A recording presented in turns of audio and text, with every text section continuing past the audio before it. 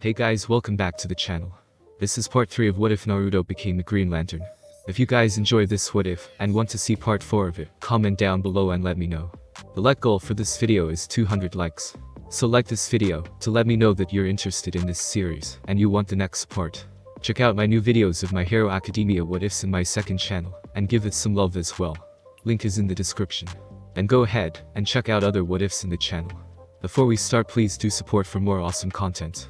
Don't forget to subscribe and leave a like, and also share this video with your friends. So let's start this video. Planet Oa, one day later. Green Lantern of Sector 2814, this is unacceptable, exclaimed Appa alias Saw. Hal Jordan just sighed with a groan as he stood in the center with the Guardians looking down on him.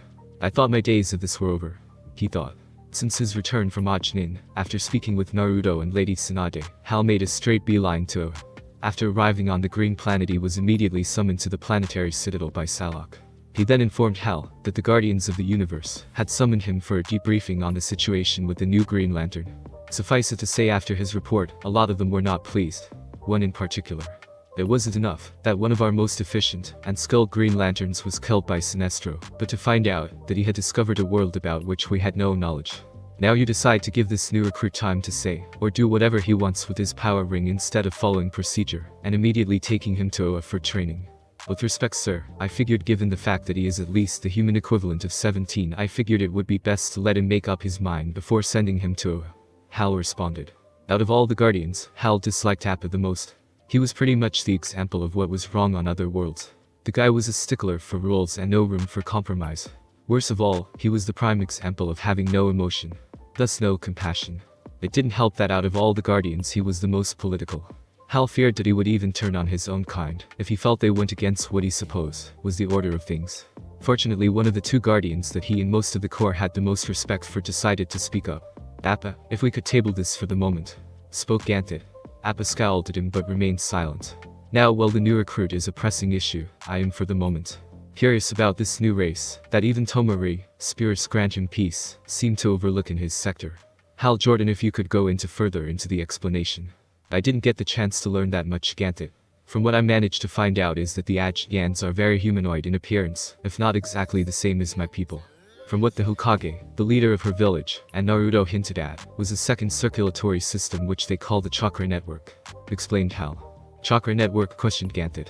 Basically, from the small details, instead of pumping blood, it pumps the energy that they call chakra, Hal further explained.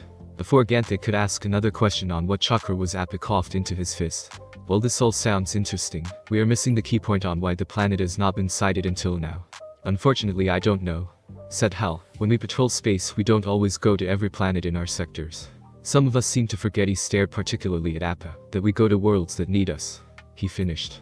Regardless, the fact still remains that, as soon as the ring had chosen him, he should have been sent to Oa immediately for training. May I inquire on what grounds you decided it was good to leave the decision to him? Asked Appa in his always lecturing tone. Again, he's just a kid, said Hal. However, as he said it, he thought of something he saw in Naruto's eyes when they first met. While he saw sadness, he also saw something else. He had seen it in the eyes of many of his fellow lanterns, but not in one so young before. Even among those sidekicks he had seen with his fellow heroes on Earth, they had the look of innocence about them. When he looked at Naruto, he had seen something else. The eyes of a soldier who had seen battle, and even more disturbing to him, death on both the grand and personal scale. That and the way he had seen Naruto incapacitate John before also made him suspicious. It doesn't matter his age. If he has received Tomari's ring, then he must be brought in to be measured and trained. A power ring is too dangerous in the hands of a raw recruit, responded Appa. Hal was about to yell at him in frustration. However, Ganthet soon stepped in. While the procedure after the ring chooses a new host is usually the precedent, it is clear that this is a special case. For one, Hal is correct. Looking directly at Appa, all of our lanterns, from our veterans to recruits, have the option to take off the ring and retire so they wish it, or if we deem them unfit. Both cases are rare but not unheard of, said Ganthet. The latter of the two resonated with all of them given who it was that was truly deemed unfit. More importantly, while I disagree with Hal on the age factor given that Arisha, another of our newer recruits, is the human age of 18, I do agree that the circumstances for this Naruto to make his own mind. On what grounds? Asked Appa. This time Sade, Ganthet's closest ally on the council, spoke up. The Ajnans have suddenly just become aware that theirs are not the only species of sentient life in the universe as a whole, as we have just become aware of them. Given that they are new to galactic society, we must give one of their own who has been chosen time to adjust. If we try to follow normal procedure we could risk interfering with their development as a whole, she explained. Appa and the rest of Guardians looked to each other. Given the circumstances it appears that both Sade and Ganthet are correct in this case, Appa, said Renaker. Very well, grumbled Appa before looking back at Hal. Hal Jordan of Earth, it is the decision of this council that we agree to the terms you have set. Naruto Uzumaki will be given the time he needs to make his decision under the condition that if he makes the decision to join us, he must be escorted to Oa for training, he explained. Hal breathed a sigh of relief at hearing this. After the meeting adjourned, he left the room headed to his quarters. Before he flew off to his quarters to rest he saw Salak at his mobile control panels observing Oa. I see you got what you wanted, Jordan. Are you sure this one recruit is worth this much to trouble the Guardians? We have much bigger problems than just one recruit, he said. You mean why Sinestro was there to begin with? And what it was he wanted on Ajnin? Said Hal. Exactly. More to the point, what would be so important that Sinestro himself would come out of hiding? For all we know he could have found a new weapon on this planet. Though I doubt it's technological. On that Hal agreed with Salak. From what he discerned from the village the technology they had was 20th century at least. Not even any knowledge of space travel yet. That left out the possibility that whatever Sinestro wanted from the planet and its people involved something about the Ajyans themselves that warranted his attention. Perhaps this chakra energy they had was it. They didn't know what this energy was for certain, or what it did for the Ajyans. When Hal would make the journey back he was certain the Guardians would want more information on these new entries into the universe at large. However, something in Hal Jordan's gut was telling him that Naruto Uzumaki was going to play a key role in this puzzle. Ajnin, Konoha, 2 days later, Dream's beginning, he ran as fast as he could hoping to catch up to her. Leaping from tree to tree. Rain pouring down his face, fearing for Sakura's life and deep down angry at her for thinking she could face Sasuke alone. Not that Sakura couldn't handle herself, but with Sasuke's state of mind who knows what their former friend was capable of. Finally he saw the opening, the forest. To the place where Sasuke's descent had begun. The Valley of the End. Naruto was not prepared for what he saw. There on the river was Sakura with a fist inches away from Sasuke. And Sasuke with his hand, Chidori in full effect, through Sakura's chest. The next images then blurred into when Sasuke had thrown Sakura towards Naruto, him then catching her, and damning himself for not learning in medical jutsu. He saw that Sakura's lips were moving, but he couldn't hear what she was trying to say. Her eyes dulled over. She was dead. Dream's end, Naruto once again woke up in a cold sweat. After a few minutes he was once again aware that he was in his tent. He turned his head to his left and saw the lantern battery. Seeing this made him sit up on his bed cross-legged to look at it, and the ring that was in his hand. Since the rebuilding of Konoha began, many of the villagers, civilian and ninja alike, had to settle for temporary housing, or smaller housing than they had. Essentially larger versions tents or temporary housing, while their homes were being rebuilt. Naruto's tent was pretty basic like the rest. Not that much different than his apartment before Pain turned it, and the rest of the village into rubble. A bedroll was pretty much the only furniture. However, next to the battery, his battery was one thing that was recovered from the wreckage of his destroyed apartment from Nagato's attack on Konoha. The picture of Team 7 when Naruto, Sakura, and Sasuke were kids. Said picture was face down unseen. Naruto turned to it for a moment, before shaking his head and returning his attention to the battery in front of him. Since his meeting with Hal Jordan and the knowledge that he had now less than 5 days to make a decision that will ultimately decide the course of his life. After Hal had left he looked at Tsunade and Shizune. They were as silent as he was. After a few moments Naruto told her he will inform her of his decision and then left. All she said to him was, "Don't make your decision too hastily, Naruto." In the voice that spoke not as the Hokage, but as the grandmother that she tended to be when he needed to hear it. Since returning to his tent he was able to switch out of his uniform back to his usual orange attire. Afterwards took off his jacket and tried to get some much needed sleep. Sadly, once again Naruto was dreaming of the events that lead to the death of Sakura. Naruto just shook his head. How can I be thinking about this with everything happening? He mentally screamed at himself. There is no weakness in it, Naruto. It takes strength to mourn. Said Kurama. Besides, you have a tendency to put your own needs and wants on the back burner. For at least a day let it be for yourself. I can't. What the hell am I supposed to do? Thought Naruto in frustration. He immediately took a deep breath to calm himself. I'm sorry, Kurama. Here I am thinking about how this affects me. But it affects you too. Unless you want it out of me, which more than likely would kill me, you would be leaving our planet behind. Well, for one thing I don't feel like leaving mainly cause I can sleep, as long as I want in your head. Kurama responded, which Naruto could tell he was having a small laugh which just made him roll his eyes. Kurama's tone returned to being serious. Look, as fun as it is seeing you just sitting there looking crazy talking to me, I think it better if we talk face to face. Then just like that Naruto was no longer sitting in his tent. Naruto immediately realized that he was inside the landscape of his mind, where Kurama had always resided in.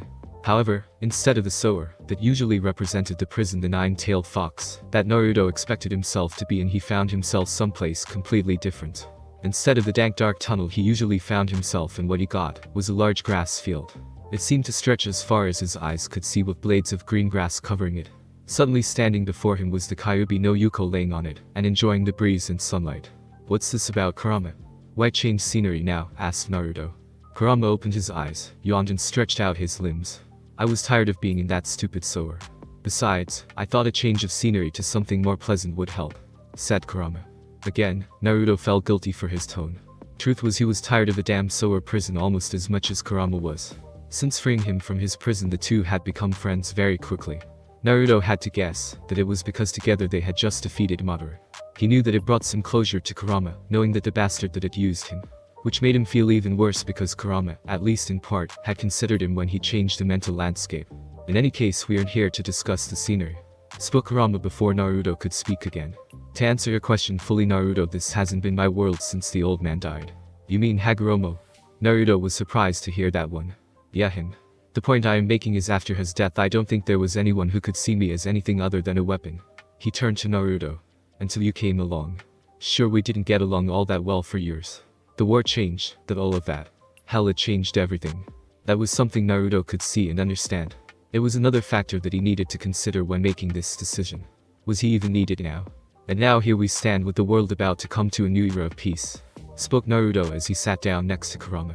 After saying that, he then remembered again what happened to Sakura and Sasuke. He also remembered what he said. As if reading his mind, Kurama spoke again. "Do not let your grief make the decision to join the Green Lantern Corps for you, Naruto. As difficult as this is, you must think on what that will mean.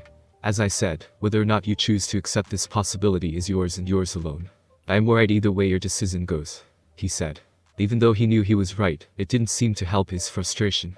How can I make a decision like this? I can't just simply abandon everyone here, can I?" Naruto said. "You say that as if everyone on this planet is helpless, when we both know they are not," Kurama responded.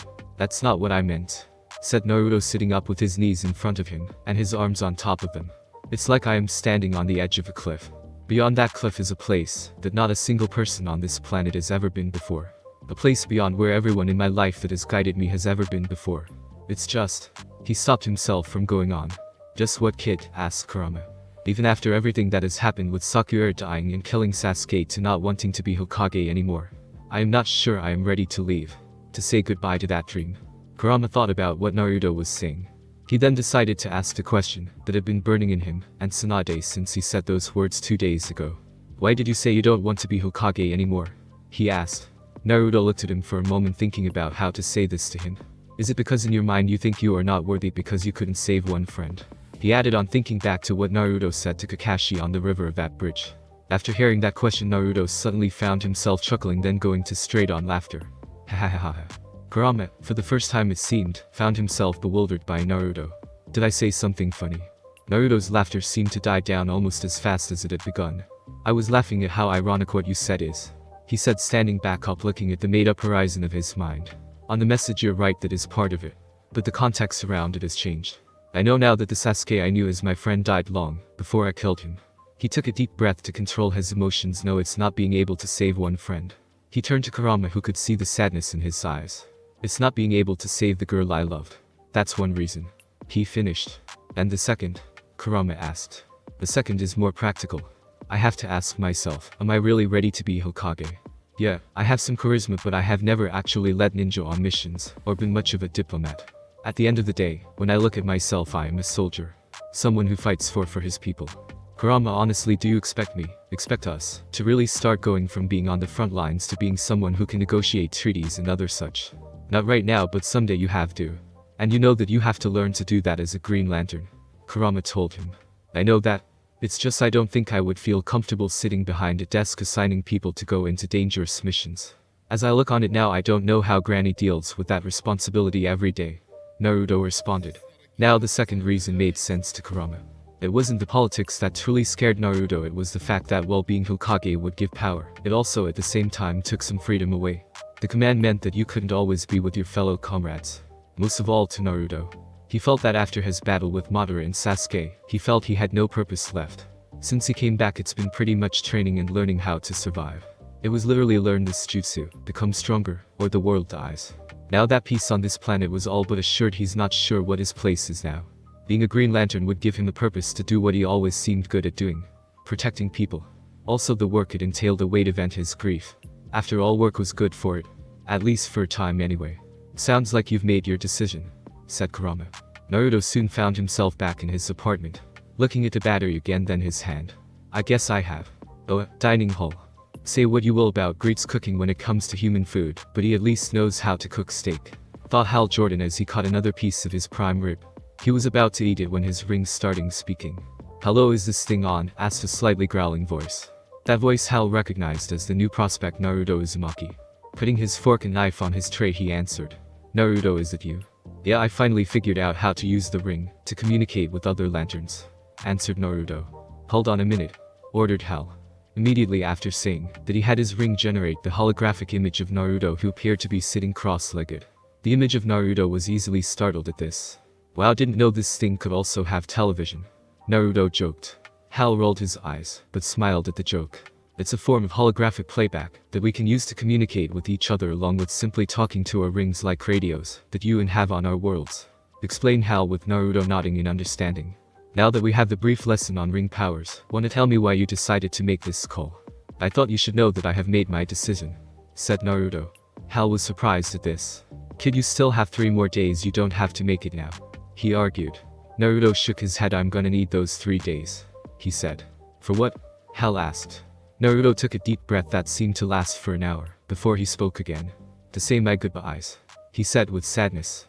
Hal's eyes widened, realizing what he meant. Okay then, in 3 days' time I will come to take you to OA for training, Hal said. Before either cut the transmission, Hal had to ask something. Naruto, if you don't mind me asking, why did you decide to join us? Naruto just smiled. You're going to be the first to ask me that question. I know you don't know a lot about me and my people, Hal Jordan, but suffice it to say I have been through a lot. Especially for someone as young as I am. To put it as simply as I can, my world has gone through a tough time and it's headed for peace. Tomari's duty was to protect this whole space sector. With him gone, it is now up to me to that. I simply cannot ignore that responsibility despite whatever else is going in my life. It isn't who I am, Naruto explained. Hal was rather speechless at hearing this speech from a kid who, in his opinion, should be in high school. Instead, he felt like he was talking to a full-grown man. More importantly, even from the holo image, the eyes that were staring at him were not the eyes of a 16-year-old. They were the eyes of someone who had seen pain and loss. The eyes of a soldier. Even though Hal knew that everything that Naruto had said was the truth, he could tell that Naruto was holding back the other reasons as to why he chose to become a Green Lantern. However, from the tone Naruto used, he knew that it was personal, so he decided to let it go for now. Very well, Naruto, I will see you in 3 days' time, said Hal Jordan. Welcome to the Green Lantern Corps. He finished.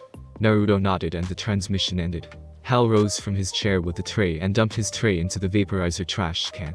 Better inform the Guardians about this, said Hal as he left the dining hall. Ajnin. Naruto let out a breath after the transmission ended. Well, that was easy. Yes, now the hard part begins, said Kurama. Naruto nodded, agreeing with Kurama's assessment. And I know who to go to first, he said, lifting himself off his sitting position and exiting his tent, but not before grabbing his headband with his right hand. I just hope he doesn't take it too hard, he hoped. Ramen Ichiraku. It was already evening by the time that Naruto arrived at Ichiraku Ramen. It was one of the first buildings from Konoha that was rebuilt through the efforts of Inari, Tazuna's grandson. Once again running it was Tucci and his daughter Ayume. It was there that Naruto found not only Iruka, the man that he was seeking, but also Shizune. As he stepped into the slightly larger restaurant, he noticed how the two of them seemed to be enjoying a meal. He could see them both eating ramen on the bar, which was strange. Naruto never knew Shizune liked ramen too. Still, probably not to the same level that he and Iruka did. Clearing his thoughts, Naruto took a deep breath and walked up to them. Tucci saw him while he was working. Hey, here comes our favorite customer, he yelled. Both Iruka and Shizune turned around to look, immediately knowing who it was the old owner was talking about. Naruto waved at them. Hey Tucci. He then walked over to Iruka and Shizune. Ah, hey Iruka-sensei, hey Shizune, he said. Both of them could tell that Naruto was looking rather uncomfortable. Shizune explained to me what's been happening, Naruto, said Iruka. I'm still trying to process it, to be honest. But I understand this Green Lantern thing is something you can choose not to do, right? He said, looking at the both of them. Yes, according to Hal Jordan, Naruto can choose whether or not to accept this position if he wants. Shizune responded. Yeah, that's kinda what I wanted to talk to you guys about, said Naruto before Iruka could further inquire. They both looked to see Naruto have his headband in his right hand, his thumb circling. Say Naruto, you wanna get some ramen, talk some more about it? Iruka asked. The ramen sounds great, Iruka-sensei, but... He then lowered his head trying to gather his thoughts. I need to speak with both of you about that decision. Iruka didn't like the sound of that and neither did Shizune. Naruto then sat down next to them, seeing as it was best to keep Tsuchi and Ayume in the loop as well given how long they had all known each other. Putting his headband on the bar, he took a deep breath. I have decided to. What, Naruto? Asked Iruka with Shizune, Tsuchi, and Ayume looking on. Naruto again took a deep breath and looked at Iruka straight in the eye. I have decided to join the Green Lantern Corps, he said. Suffice it to say they were both stunned at this. Tsuchi and Ayume had the look of confusion. However, what they could tell is that it seemed Naruto was doing something that may change things forever. What? Naruto, Lady Tsunade told you not to make this decision too quickly. There are other things you need to consider before making a decision like this, said Shizune. Naruto immediately stood up from his seat. I have thought about it, Shizune. And the truth is that Tomari's ring chose me. What kind of person would I be to just shirk this responsibility and give it to someone else? It would mean having to leave this planet for Kami knows how long. It could mean the end of your ninja career as you know, Naruto, said Iruka. Naruto again closed his eyes to take a deep breath, picking up his headband in his hand. I figured I'd give this back to you, he said, handing it out to him. Everyone in the restaurant was stunned to say the least. This meant Naruto was giving up his career as a ninja. Naruto, think about this for a minute. You don't have to do this, said Shizune with Iruka still looking Naruto's outstretched hand. Actually I do. Even though I can still come back, when I am off duty I've come to understand that, if I chose to be a Green Lantern I can't be a ninja for Konoha anymore. The most evident reason is that I will be gone for weeks, months, even years at a time. He then looked Iruka in the eye. Iruka-sensei, I know that to make it official I have to go to the Hokage, or looking behind him to Shizune, to anyone working in her office. But, again looking at Iruka. Iruka-sensei, you were the one who gave me my headband in what must be close to 3 years ago. You made a ninja in the first place. Since then, I have had to learn the hard way on what it means to be a ninja. You gave me the will of fire. That is something I will never forget. But as much as I appreciate all that you, Kakashi-sensei, Privy Sage, and everyone else has given me, the time has come for me to start standing on my own. He finished. Naruto, what is going on? Asked Ayume suddenly. Her and Tsuchi had moved out of the bar to get a closer look on the argument between the three. Iruka, however, just put his hand up to them. I'll explain later. He then turned back to Naruto. Naruto, are you sure about this? He simply asked. Naruto nodded. Iruka then did what Shizune and the others never, though he would do. He took Naruto's headband. Naruto, just wait. Naruto has made his decision clear, Shizune. And I think that we can all agree that the time for us telling Naruto what to do has long since passed, said Iruka. As glad as he was that Iruka-sensei was defending his decision, Naruto couldn't help but turn away from him, feeling like his choice had disappointed him. As if reading his mind, Iruka put Naruto's headband on the bar. He then grabbed Naruto by his shoulders, forcing him to look him in the eye once again. Naruto, I have known you since you were the kid that caused pranks and jokes on the whole village, just so that they would pay attention to you, said Iruka, laughing at the thought of those days. I have seen how you have grown from that boy to the man and the hero that stands before me now. You have done so much that now. He looked to the ring that was on his finger. That something else has given you an even greater destiny than anyone has ever seen, he said. Naruto could only smile at hearing his old sensei's words. He nodded and stood up from his chair and went to stand next to Shizune. Shizune, he began before she just hugged him. For him this was a new thing, seeing as how a certain girl would always seem to punch him. Naruto immediately shook those thoughts from his head as he slowly returned the gesture. When they parted, it was then he noticed that Shizune had tears in her eyes as she spoke. If I didn't know you better, I would check to see if that ring has done something to your mind to make you do this. Naruto was about to protest, but she held her hand to stop him. But like I said, I know you, she said again, which Naruto smiled. He then looked behind her to Tsuchi and Ayume. Hey guys, if you can make me some ramen I can explain, he said. Needless to say, Tsuchi and Ayume did make his favorite meal. After that he explained to them what had happened. Needless to say, both Ayume and Tsuchi were crying their hearts out after hearing this. For Naruto, this was only the beginning of the hard goodbyes. The next one was going just as hard, if not harder. Forest training ground, morning of the third day. One thing Naruto liked immediately about having the power ring was being able to fly right now. Not to say that he wasn't fasted, just that with it, just that he didn't have a lot of time, and flying, as he discovered, was a much faster way to travel. He had to make sure not too fast though. From what he and Kurama were able to find out, that the ring could allow them to fly so fast they could break what was called their planet's sound barrier. In any case, he knew who he had to talk to next after Iruka, Shizune, Tuchi, and Ayume. When he first went to the temporary Hyuga compound and asked where to find Hinata. Fortunately, they told him she was at her usual spot on the forest training ground. Unlike the other training grounds, this one was not close enough to be destroyed by Nagato's attack, since it was actually in the forest. Many ninja formed the Rookie 7 used this place at one time or another. Two prime examples were when Kiba walked OpNaruto. The second was it was where Hinata still trains by herself when she wanted privacy. Finding her was easy, especially when you are miles above the ground looking down. He landed silently and returned his attire from his GL uniform into his usual attire. After taking a minute to compose himself, he walked to her. "Hey Hinata," he said. Hinata stopped attacking the training stump upon hearing his voice. She slowly turned around to look at him. "I knew you might be coming. You've always been good at hiding yourself though," she said with none of her usual shyness. The war had made her more confident. There was a moment of silence between the two of them that seemed to last forever. However, it was Hinata that spoke first. "I know what you are doing here, Naruto. I'm not at all surprised at your decision," she said. "You're not?" he asked. "For one thing, you have always been far too noble for your own good. You put everyone else's needs ahead of yours. From the village to Sakura and her happiness." She said the last part with some hurt in her voice. "Hinata, I never meant to hurt you. The people, the friends I have made all may feel love for me, but you were the first person ever to actually say it to me. For that I will always be grateful to you." But Naruto stopped himself, unable to continue. Although he did not feel the same way, he still did not want to hurt Hinata. He had his head down in shame. Hinata walked over to him and put her hand under his chin to look at him in the eye. In those eyes Naruto did not see anger. Some hurt, yes, but at the same time understanding. "I know, Naruto. We don't get to choose who we fall in or out of love with.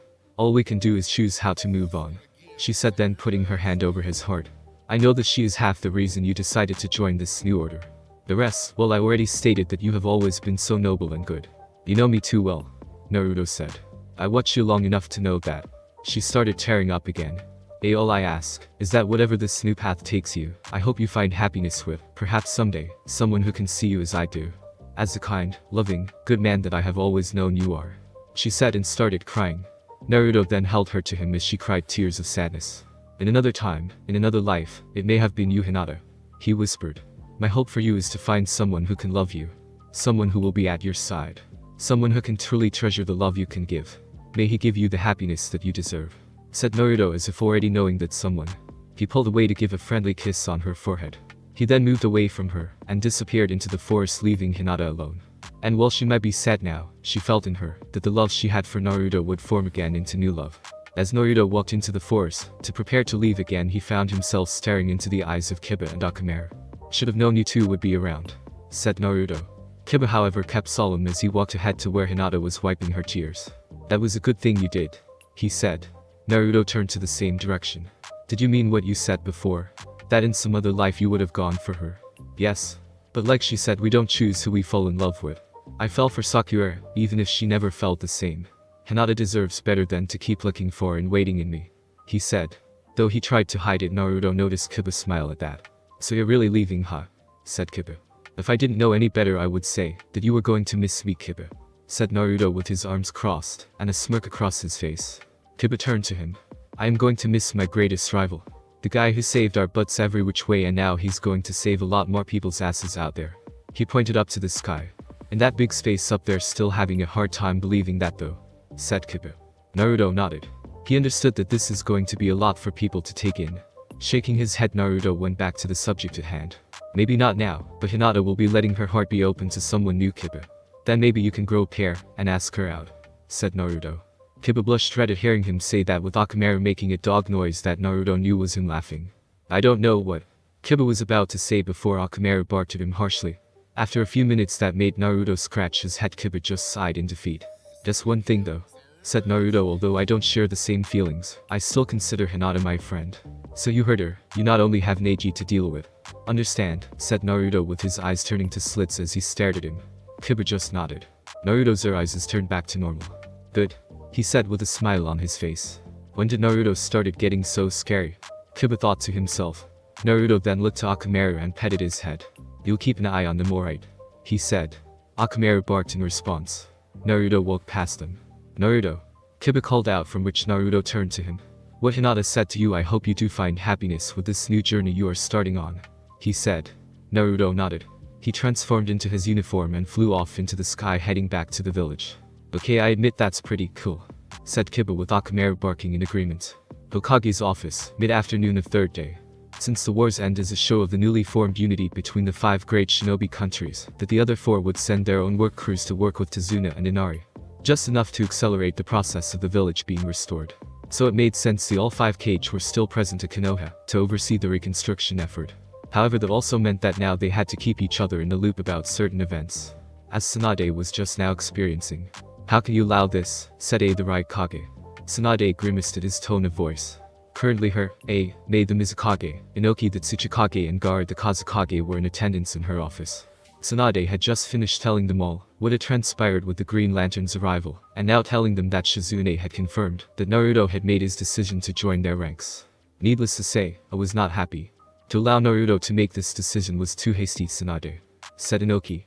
Even though we are now at peace, there is still much to do. And even with the 5 shinobi countries now united thanks to this war, there will still be conflict from other countries. Naruto or someone like him may still be needed. The daimyo also may not approve of this either. Inoki went on to explain. I understand your train of thought, Inoki, but given the circumstances at the current moment, we are now heading towards peace, and no major enemy has made, or I think will make another attack in the near future. Besides, this is Naruto's decision, said Tsunade. But you knew was going to make this decision rashly, exclaimed the Raikage. Naruto, like my brother, have always made brash decisions, but this ups all of them. Does he not realize that he wouldn't be leaving the country but our world? And don't get me started on the fact that there may be or may not be other species and races above our heads. He continued, pointing at the sky. If we can switch to that for a bit, said Mei, how are we going to deal with the fact that there are other races, or the fact that with Naruto joining this Green Lantern Corps, that we are now part of it, she asked. We have to inform them of what is going on, said Tsunade immediately. We can't lie to the people. That is what leads Sasuke Uchiha down to madness. The truth must be told. How we tell it is another story, she further explained. There were so many facets of the situation she didn't know what to do next. Just then Inoki moved to the center slower than usual, given he was now using a cane to walk.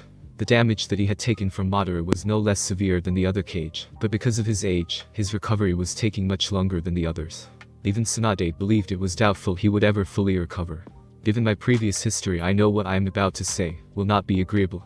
Hell, even I don't like the sound of it. But for the moment, maybe we should at least try to have Naruto postpone his leaving until we know more about these people, he said. This again was not something everyone liked to hear. Everyone in the world of the shinobi owed Naruto their lives, including the 5 Kage standing in this room. Are you saying we should imprison him, yelled Mei. After everything he has done? Do you even think we are capable of doing that now? As distasteful as it sounds, we must at least consider the possibility, Inoki responded. Tsunade hated herself for even thinking such a thing. But all the options had to be considered. Enough, said Garrek, who was leaning against wall, then stood up. He then moved to stand in front of Inoki. He turned his head to look at Tsunade. You mentioned that this device, this ring, gave him information on this organization that Naruto wished to join. Do you believe that it has also manipulated his mind, he asked. Tsunade pondered on the idea. When Shizune had explained what happened at Ichiraku Ramen, she contemplated it herself. However, from what Shizune had said it, that there was only one thing that could be manipulating his mind at the moment. And it wasn't the ring. No, I don't believe the ring has anything to do with his present mindset, Gar, she declared. Then the thing that is would be his grief over the loss of Sakura, your second apprentice, I believe, said Mei. Tsunade nodded as she remembers Naruto carrying her corpse that night. She had never seen him look so depressed or defeated before. Yes, he killed Sasuke, but in a way he had broken his promise to Sakura. That combining with her death might have sent him over the edge.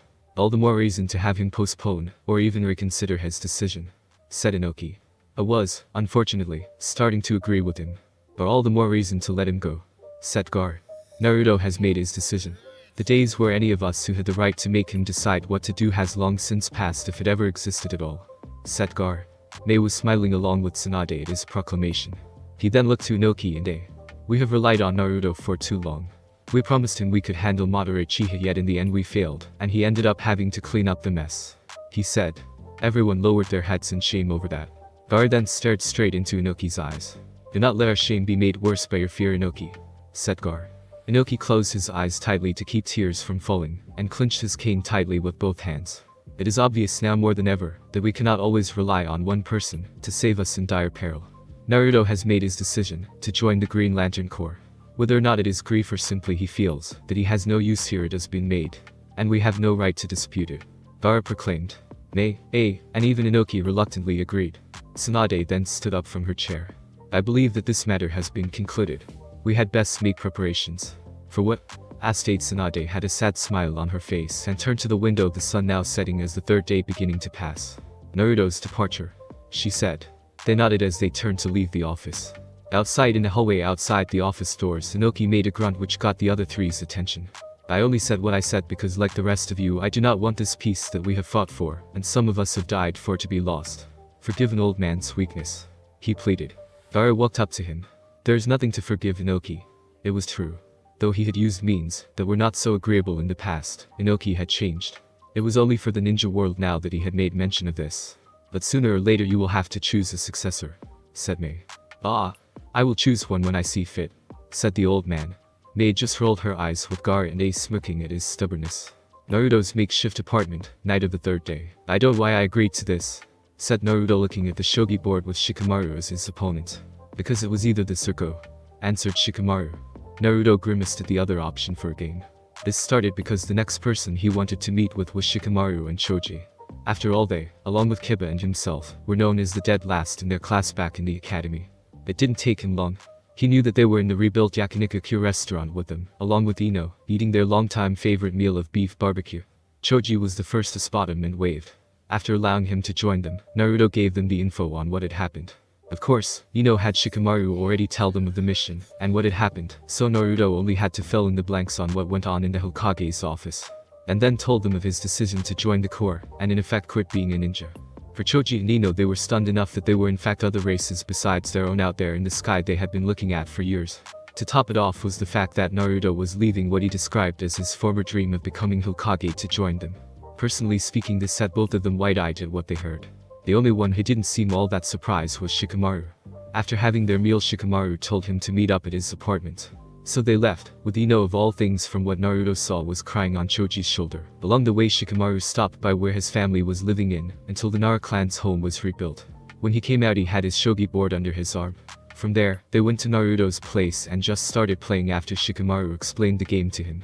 Now, even though Naruto had never played shogi in his life, he knew that along with Go, were Shikamaru's favorite games. Which made it more baffling, as to why Shikamaru wanted to play it with him. So that is how they spent the rest of the day. With hour after hour, Shikamaru taking his king again and again 3 times. Rubbing his head in frustration, Naruto finally had enough. Shikamaru, you know that I have no skills whatsoever in this game, right? He questioned. I wouldn't go so far as no skill, but compared to me, yes, said Shikamaru flatly. This made Naruto twitch his right eyebrow. I don't need to be mocked, Shikamaru. We both know that strategies are your thing, mine is basically instinct, he replied. You're forgetting determination, skill, power, and guts, Shikamaru responded. He then held his hand up before Naruto could reply. Naruto, whether you want to admit it or not, we have come a long way since the days of the academy. And as much as we tend to call you it, you are not an idiot, he said. And you beating me at shogi proves this, how, said Naruto. Shikamaru just pinched his nose. It's not me beating you that you should notice. It's the fact that it took me longer to beat you that you should notice, he said. Look, the first time we played it took me 5 minutes to beat you. The second time took an half hour. This time took an hour and a half to accomplish, he explained. Naruto's eyes widened when he thought back to the other shogi games and realized that Shikamaru was correct. It did take him longer. He shook his head. So what? We both know, no matter how good I get at shogi, you will always beat me, so what's the real point of this then, Shikamaru? Naruto asked, beginning to see that maybe Shikamaru had alternative to making him play shogi. The real point is that I am trying to teach you to use that brain of yours. Believe or not, Naruto, you actually have a good head on your shoulders. You just happen to use it later in battle and rely on your instincts rather than plan ahead, he explained. That's what got me this far, Naruto responded. Yes, and I am not trying to change that. But being this, Green Lantern, something tells me you are going to have to start using your brain. He pointed to his own head as an example as well as your instincts, he said. Now compared to me in some areas, you're right. You most likely don't have as high an IQ as me, and you aren't able to plan as far ahead as me. Naruto just had that look that said you're damn right about that. Naruto and pretty much everyone in the village now knew that Shikamaru was probably the smartest shinobi in the village. But at the same time, those two weaknesses, in their own ways, make you smarter than me. Naruto was surprised, and had the look of disbelief on his face. I'm serious. Look, the fact is, while shogi can be a big help when it comes to strategy, at the end of the day it's still just 6 by 10 board. It doesn't account for real-life situations that both the shinobi faces and, most likely, a Green Lantern will face, right? Shikamaru asked. Naruto nodded his head in response. And there lies the difference. For me, I am not much of a fighter type compared to you, Kiba, Neji or Lee. I am a supporter. When I am leading a team in battle, I direct them mostly from a distance, plan for each strategy. However, one of my weaknesses is that sometimes in a real-life battle situation, I have trouble adapting to the ever-changing parameters of the battlefield. But you always manage to stay ahead of your enemies though, Shikamaru, said Naruto. Yes, but having no real use at close range, I can't do it as well as you can, Naruto. Whereas I command from a distance, you yourself can command on the battlefield if you wanted to. Which brings me to my second weakness. For all my intellect and strategic prowess on the battlefield, my only real jutsu is my shadow possession jutsu. As many variations of it that I have made, basically I am a one-trick pony. Whereas you and Choji can basically break through those strategies and my jutsu with you guys' raw power. Choji because of his physical strength, and that of his clan's jutsu, whereas you, do I really need to point out how many jutsu you have, not to mention the fact that you are Jinchuriki to the Kyuubi. To Kurama you mean? Naruto said a little angrily. Shikamaru put both hands up as a measure of apology. Sorry, my bad. Point is, as you probably know better than me, that being a Green Lantern is going to take all of that, and more to survive this kind of job. Hence why I am trying to teach you as much as I can right now tonight, said Shikamaru. Again Naruto conceded to Shikamaru's reasoning. You're right. The Green Lanterns face things equivalent to the 4th grade ninja war, or even worse. Some of the time it involves being a diplomat. You could even say the job is in some ways is the same as being Hokage, only you are the one still out in the field, and you are alone for most of it, he said. Both Naruto and Shikamaru were silent for a moment. So one more game?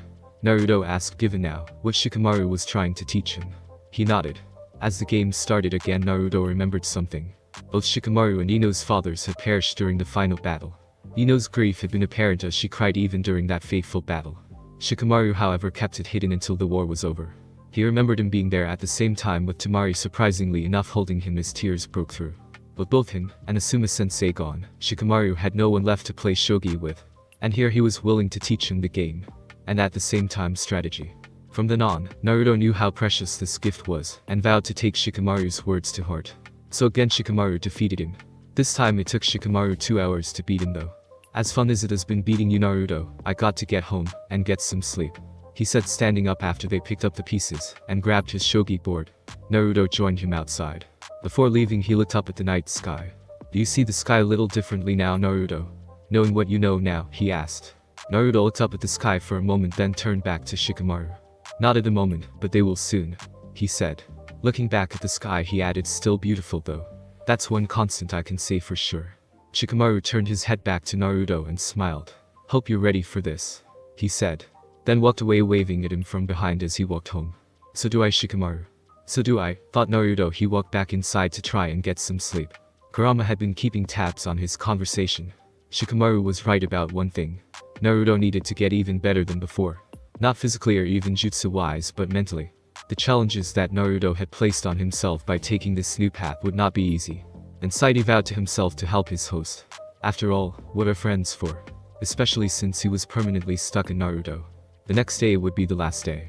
The 4th day on Ajnin, Dante was staring out a window from the council chambers.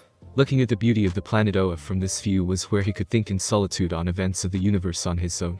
Some on the council, such as Appa, didn't approve of this behavior.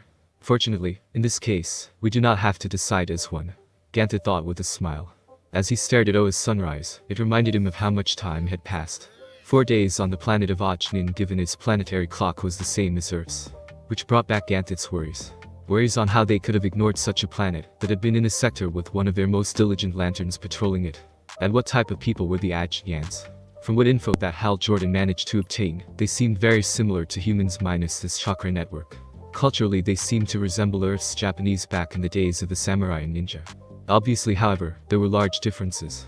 What they were he did not know. That was one of the things that were concerning him. There were too many unknowns about this species. There may be even other races and organizations who might take advantage of it. Ajnin had just now gotten its first lantern and found out they were not alone in the universe at large all at once. Which led to the other reason he was worried. Closing his eyes, Ganthet remembered how after Hal Jordan left, Appa once again tried to manipulate the others into changing their minds. Ganthet and Sade again argued that the decision had been made. Though not admitting it openly, he felt it was the right decision. Besides, he knew Hal was correct. Naruto, next to Arisha, was the youngest to be inducted for a very long time. Being a member of the Corps at this age was not unheard of, but at the same time not expected. Especially, given how dangerous being a Green Lantern was. Living both thoughts gave Ganthet much to think about. And it was there, that he thinking that maybe, just this once, one of the Guardians might leave the safety of O. For a breath of fresh air, he said to himself. Ajnin Konoha Cemetery, 4th day, early morning. Naruto walked over to the last place that he wanted to be. Ironic, given that it was the last place he needed to go. The Konoha Cemetery was located in the outskirts of Konoha, hence why it wasn't destroyed from Nagato. However, the cemetery had to be repaired after Kabuto had rummaged through some of the graves to obtain the corpses for some of his army. Since then, it has become a place for those who had lost loved ones during the war. Still at the front of the cemetery was the statue that stood as a testament to the will of fire. In Naruto's hand he carried flowers. He hadn't been here since they burned her ashes and made her grave as a memorial to her. He walked over to where the grave was. A few more across from the summit is where he found it. It read, Sakura Haruno, beloved daughter, respected ninja. Naruto placed the flowers at her grave, then put his hands in his pocket staring at her tombstone, unable to come up with anything to say. Naruto had so many emotions going through him at this moment. Let's stay here, Ajnin. He started. He then looked around. He saw other people at the graves of their loved ones. Friends, lovers, husbands and wives with their children. Some to pay respect, others their grief still fresh on their faces. Children crying over the fathers and siblings that died. He turned back at the grave site. You think that with this ring I could be able to say goodbye to everyone. But I can't. You probably think I was being lazy. Maybe I am. But I wanted to save this for my last day. He kneeled down to it. There are a lot of emotions when I see your grave site, Sakura. The first one that comes to mind is shock. See you there with Sasuke's Chidori hand through your lung and heart. How I still can't believe you are gone. He said. The second emotion going through me is. He took a deep breath. Is anger. Anger at myself for not getting there in time. But more importantly, I think I am for the first time angry with you. Angry that for some reason we both knew that the Sasuke we knew was gone, at yet for some reason you still loved him. At least that's what I think. Anger that you didn't wait for me so that I could help you. And to this day, I will be ever angry that I will never know that if some part of you felt the same way. He said. He then kneeled down to stare at it directly. When you told me you loved me at Land of Iron, for a moment I wanted to believe you. That maybe you saw in me what you thought you saw in Sasuke. But I knew it wasn't true. I don't know if you felt anything for me other than friendship. The anger that built up to the point where he yelled. I did everything I could. I let you hit me even though we both knew I could have avoided them. I protected you. I fought with everything in me to try and return Sasuke to you. I just don't understand why you loved him. He said, closing his eyes tightly to try and prevent tears from coming out. Maybe she didn't either, said a female voice. Naruto stood up and turned around. He then saw Mibuki Haruno walking towards him. Mrs. Haruno, said Naruto and bowed to her. Stand up, Naruto. I think the last thing Sakura would want is for you to bow to me given everything that has happened. She said as she stopped in front of the grave to kneel and pray for her daughter. I will leave you in peace then. He said, starting to walk away. He thought he was ready for this, but he wasn't. Naruto, said Mibuki. Her voice stopped him from walking away. He turned around in time to see her back on her feet. You have earned a place here. You were her teammate and closest friend. And I know how much you loved her, she said. It wasn't enough, he said. Naruto wondered why all of a sudden this woman was actually talking to him. They had never met before today. Mrs. Haruno, I have to ask. Why are you even letting me be here right now? Fair question. My husband and myself along with the village blamed you for what happened with the Kyuubi no Kitsune's attack. We saw you as the monster in human form. She looked at him then, straight into his eyes, and he saw not hatred, but sadness and regret. When Sakura returned home after your mission to save Garrek, she told us she knew the truth about you. What we kept from her and what the others kept from their children. She said it was wrong of us to treat you the way we did. I tried to explain that at the time we could not see the difference between the Kyuubi and yourself. She argued that it was an excuse. She wept. Naruto tried to reach out to her, but she held out her hand to stop him. I never got to tell her that she was right. With the attack from Pain, which was far worse than the Kyuubi's to the war, one didn't get the chance to tell her that, she yelled. She then took a breath and looked at Naruto. But I do have the chance to say this. Naruto, what happened to the village all those years ago was a tragedy. But our willingness to blame you, an innocent child whose only thing was becoming the Jinchuriki of the thing, no, I guess that's not entirely true either, is it? She shook her head. In any case, our willingness to blame you for what happened was a crime. Made worse from the fact that the other Jinchuriki, Kami rest their souls, suffered the same loneliness that Yujid makes it worse. Now we stand here on the precipice of peace and the one person that we both loved, the one we wished we could share it with is gone, she cried, finally letting her tears cry out. As she cried, Naruto started doing the same. Walking over, he did something she never thought this boy should do after everything that she and her father and even Sakura to a degree did to him. He hugged her. She slowly returned to it, and there they spent the next hour or so, comforting each other in their grief.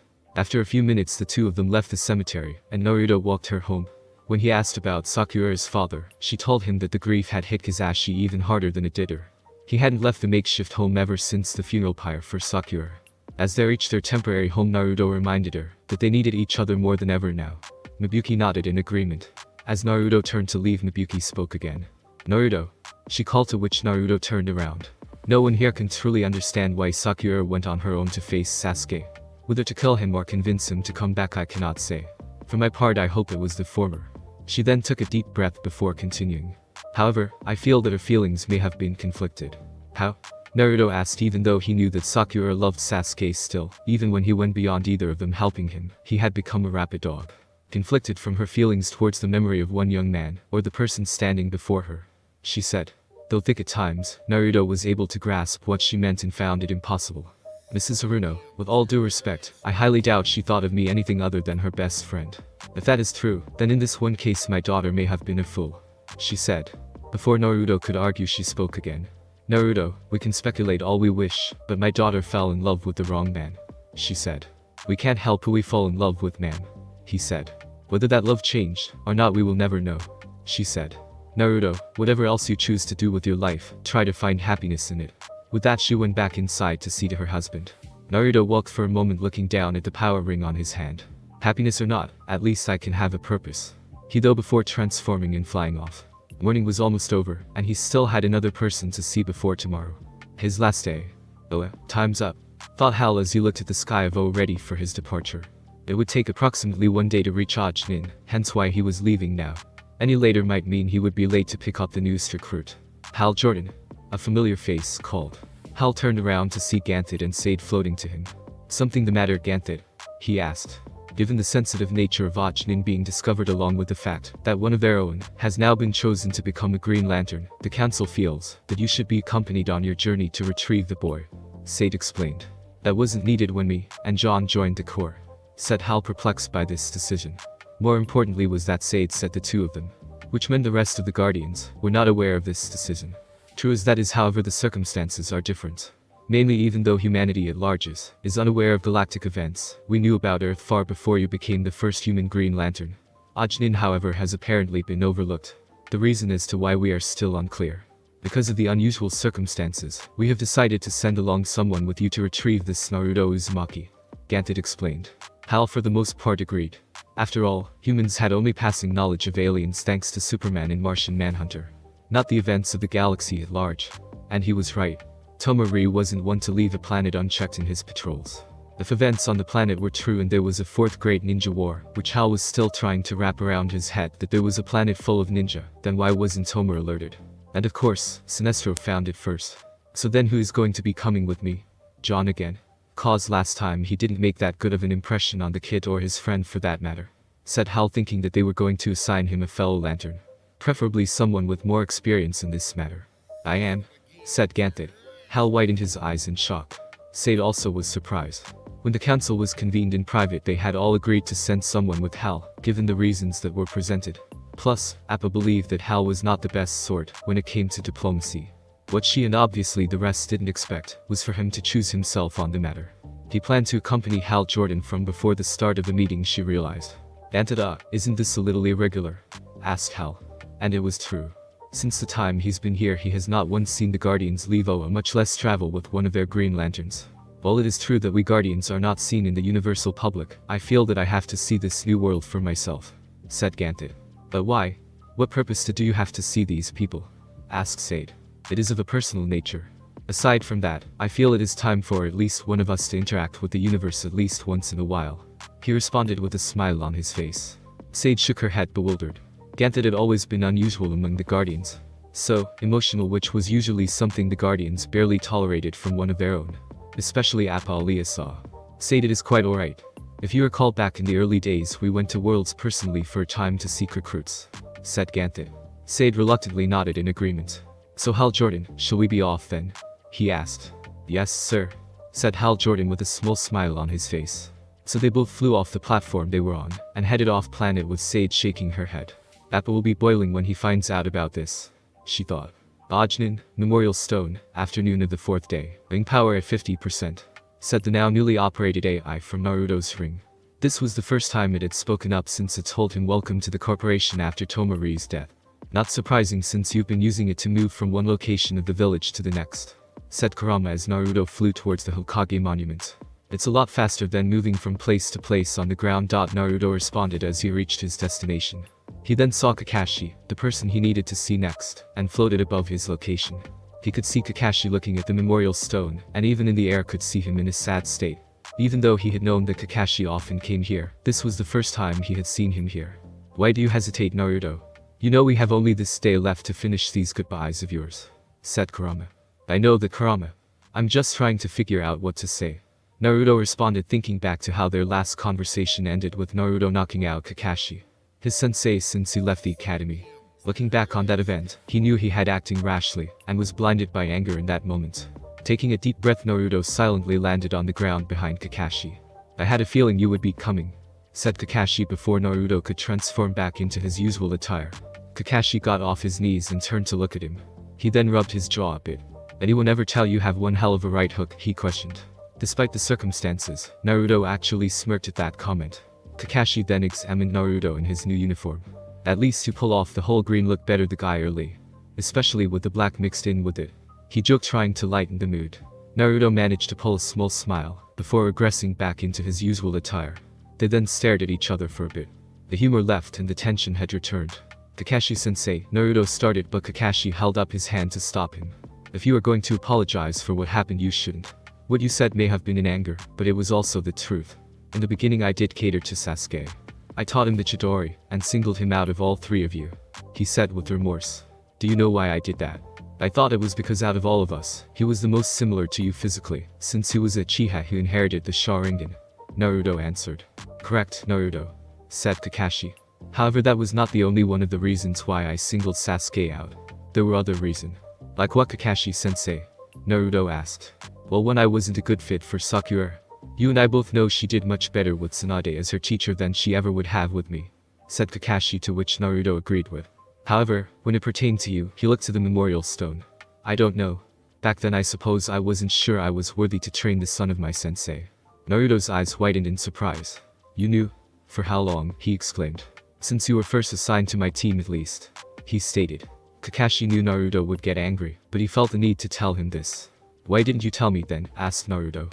You already know the answer to that. The third made us all promise not to tell you until you were ready, Kakashi answered, though given everything that has happened he found it a weak excuse. Naruto was furious, but kept his cool, and waited for Kakashi to continue his explanation. But more than that, after what happened with Sasuke and you starting to study under Master Jiraiya during the Chunin exams, I wasn't sure if I had anything left I myself could teach you. Naruto actually did agree with him on that. Since the Chunin exams, Jiraiya had become Naruto's sole teacher for the 2 years, and even after that. Still, Naruto shook his head. But you still helped me with my affinity for the wind element, which then helped me add it to the Rasengan, and created 2 of my most powerful jutsu. Kakashi-sensei. That was you who taught me to that, said Naruto, referring to the wind-style version of the Rasengan, and the more commonly and more powerful version, the Rasen Shuriken. And I'm grateful to be of help with that, Naruto. But even after that, it doesn't change the fact that I tried too hard to keep Sasuke from falling to darkness, to the desire for vengeance. He then had trouble with his emotions at this point, which for Naruto was new to him. Kakashi being one of the most level-headed ninja he had ever known next to Shikamaru.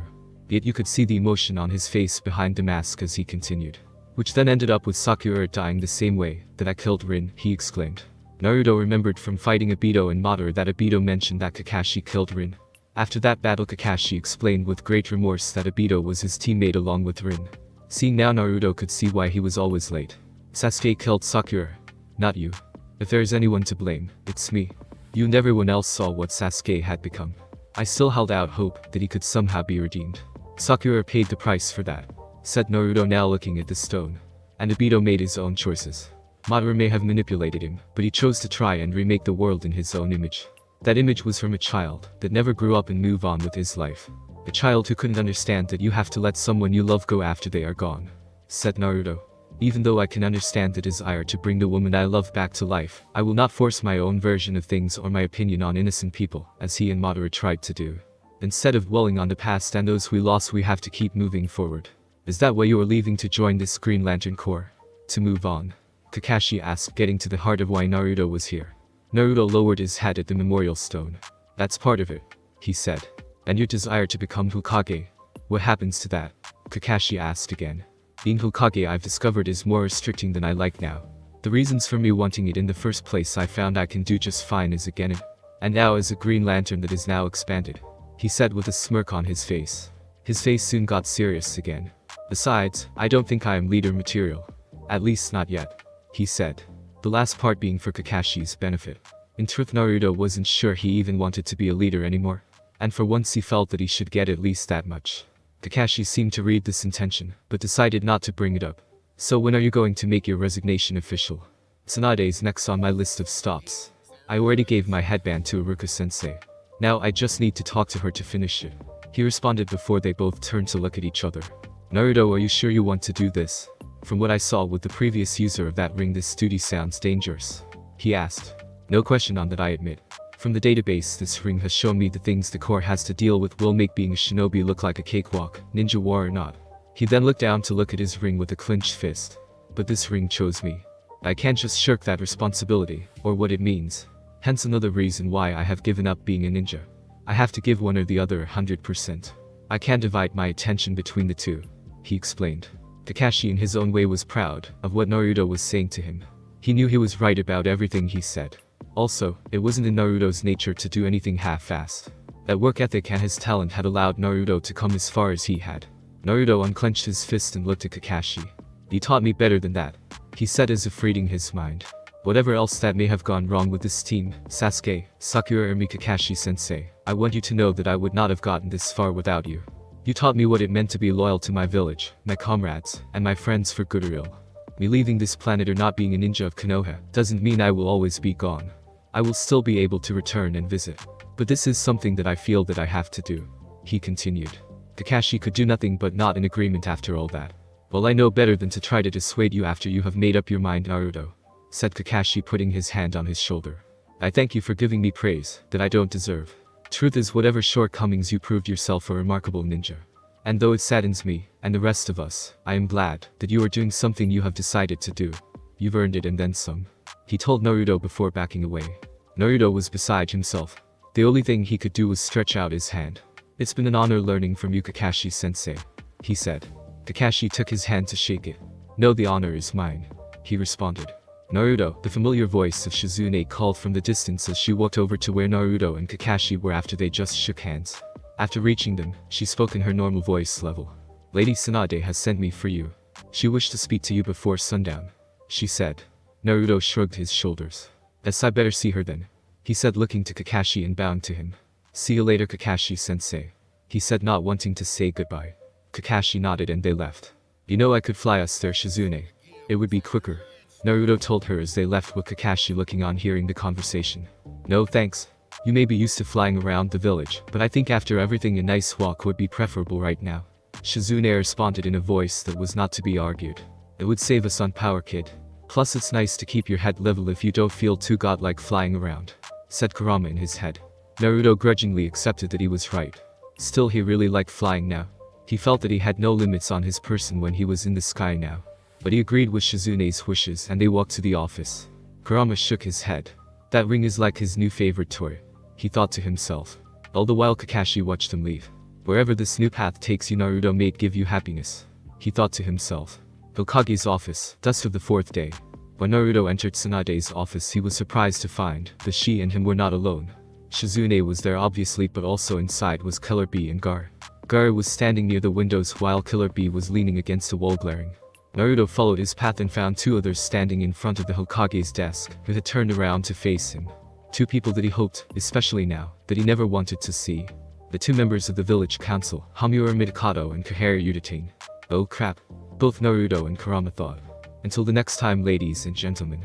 Thanks for listening. I do hope you enjoyed.